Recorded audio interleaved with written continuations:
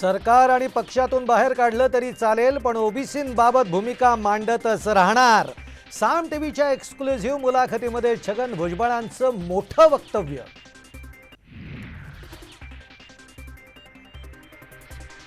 भुजबळांनी मंत्रिपदाचा राजीनामा देऊन भूमिका मांडावी. सत्तेमध्ये राहून बोलणं योग्य नाही. प्रकाश आंबेडकरांचा सल्ला तर ओबीसींच्या प्रश्नासाठी लढत राहणारच, भुजबळांचं उत्तर.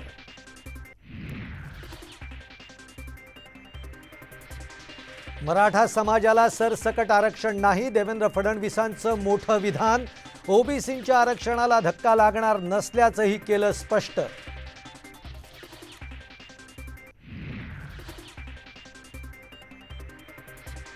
छगन भुजबळांचा मुख्यमंत्र्यांच्या शपथेवरच आक्षेप.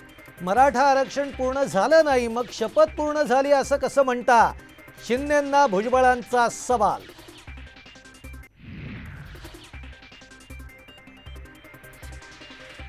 राहुल नार्वेकरांची पक्षांतर बंदी कायदा चिकित्सा समितीच्या अध्यक्षपदावर नियुक्ती म्हणजे मोठा घोटाळा.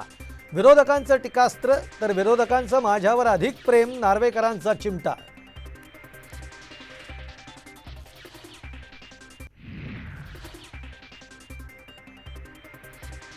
राष्ट्रवादी आमदार अपात्रता प्रकरणाचा निकाल लांबणीवर. सुप्रीम कोर्टाकडून नार्वेकरांना 15 फेब्रुवारीपर्यंत मुदतवाढ.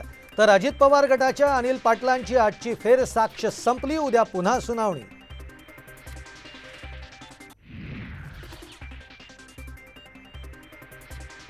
ठाकरे गटाचे आमदार रवींद्र वायकरांची 5 तासापासून ईडी चौकशी सुरू. जोगेश्वरी भूखंड घोटाळ्याप्रकरणी चौकशीच्या फेऱ्यात.